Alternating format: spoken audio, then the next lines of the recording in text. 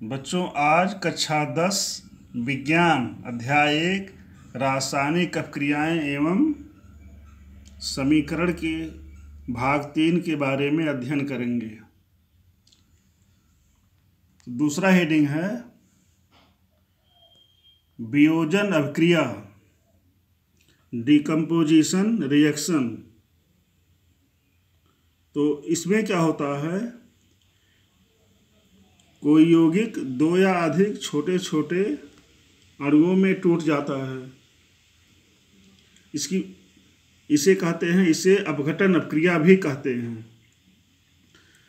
इसकी परिभाषा इस प्रकार से है, वह रासायनिक अपक्रिया जिसमें कोई यौगिक बाह्य कारकों के प्रभाव द्वारा दो या अधिक छोटे छोटे उत्पादों में टूट जाता है, उसे वियोजन अपक्रिया कहते हैं।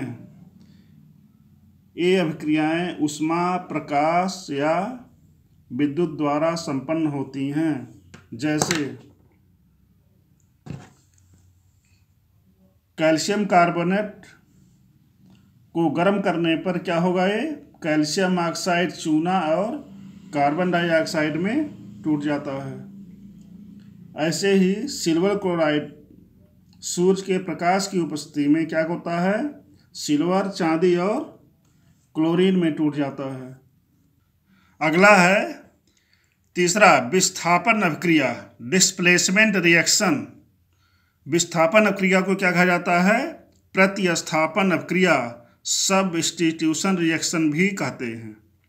इसका तात्पर्य हुआ कि वह रासायनिक अपक्रिया जिसमें अधिक क्रियाशील तत्व क्या करता है, कम क्रियाशील तत्व को उसके यौगिक से विस्थापित कर स्वयं उसका स्थान ग्रहण कर लेता है, उसे प्रतिस्थापन या विस्थापन अपक्रिया कहते हैं।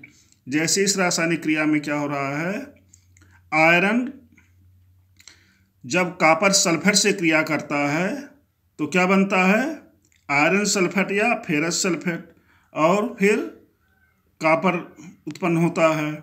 तो यहाँ पर कॉपर सल्फेट का नीला रंग क्या होता है, आयरन सल्फेट के मलिन रंग में बदल जाता है। ऐसे दूसरी क्रिया में देखिए, जिंक कॉपर सल्फेट से क्रिया करके जिंक सल्फेट और क्या बनाता है, कॉपर। यहाँ पर क्या हो रहा है, जिंक कॉपर का स्थान ग्रहण कर ले रहा है। इस क्रिया में क्या हो रहा है, आयरन क्या हो रहा है, कॉपर का हटा करके कॉपर को उसके स्थान पर खुद आ जा रहा है। यहाँ बन गया आयरन प्लस कॉपर सल्फेट बराबर iron sulphate plus copper. Next है द्विविस्थापन अपक्रिया, डबल डिस्प्लेसमेंट रिएक्शन। इस क्रिया को हम क्या कहते हैं, उभय अपघटन अपक्रिया, डबल डिकम्पोजिशन रिएक्शन भी कहते हैं। इसका कारण एक है कि इस क्रिया में जब दो अणु आपस में क्रिया करते हैं तो दोनों अणु पहले अपने आयनों में टूट जाते हैं। और जैसे यहाँ पर देखिए, सोडियम सल्फेट बेरियम क्लोराइड से क्रिया करता है तो क्या बनता है, बेरियम सल्फेट और सोडियम क्लोराइड। तो यहाँ पर सोडियम सल्फेट ये टूट जाता है और सोडियम क्लोरीन से क्रिया करता है। यहाँ पर देखिए, सोडियम क्या करता है, क्लोरीन के साथ जुड़ गया तो बना लिया सोडियम क्लोराइड। और यहाँ पे बेरियम क्या करता है, सल्फेट से जुड़ गया तो बन गया बेरियम सल्फेट। तो यहाँ पर क्या होता है, आयनों की अदला बदली होती है। इसकी परिभाषा है, वह रासायनिक अपक्रिया जिसमें अभिकारक यौगिकों के आयनों अथवा मूलकों के परस्पर विनिमय द्वारा नए उत्पाद बनते हैं, उसे उभय अपघटन या द्विविस्थापन अपक्रिया कहते हैं। इस क्रिया में क्या हो रहा है, जो अभिकारक हैं इसके यौगिकों के आयनों की क्या हो रही है, परस्पर विनिमय माने अदला बदली हो रही है। यहाँ पर देखिए, सोडियम सल्फेट में से सोडियम इसके क्लोरीन से क्रिया कर रहा है और बेरियम सल्फेट से बेरियम क्या कर रहा है, सल्फेट से क्रिया कर रहा है। तो बेरियम सल्फेट से क्रिया कर बना रहा है बेरियम सल्फेट, और सोडियम क्लोरीन से क्रिया करके बना रहा है सोडियम क्लोराइड। इस प्रकार से क्या हो रहा है, आयनों की अदला बदली के फलस्वरूप नए यौगिक बन रहे हैं। इसलिए क्या नाम इसका है, द्विविस्थापन अभिक्रिया या उभय अपघटन अभिक्रिया। नेक्स्ट है ऊष्माक्षेपी अभिक्रिया। इसे कहते हैं एक्सोथर्मिक रिएक्शन। ऊष्माक्षेपी मतलब वह रासायनिक क्रिया जिसमें क्या होता है, ऊष्मा उत्पन्न होती है। जैसे देखिए कि चूने में चूना का सूत्र क्या है, कैल्शियम ऑक्साइड। तो चूने में जल मिलाने पर क्या बनता है, कैल्शियम हाइड्रोक्साइड। क्या बनता है, कैल्शियम हाइड्रोक्साइड। और फिर क्या होता है, उबलने लगता है, अर्थात ऊष्मा उत्पन्न होती है। दूसरा केस देखिए, जब कोयला अर्थात कार्बन, कोयला किसका बना होता है, कार्बन का। तो कार्बन को जब जलाते हैं, कार्बन चाहे लकड़ी या गैस, तो क्या होता है, ऑक्सीजन से क्रिया करता है और क्या बनता है, कार्बन डाइऑक्साइड। और क्या होगा, ऊष्मा उत्पन्न होगी। अर्थात क्या हुआ, इन दोनों रासायनिक क्रियाओं में क्या हो रहा है, ऊष्मा उत्पन्न हो रही है। इसलिए इसे क्या कहते हैं, ऊष्माक्षेपी अभिक्रिया।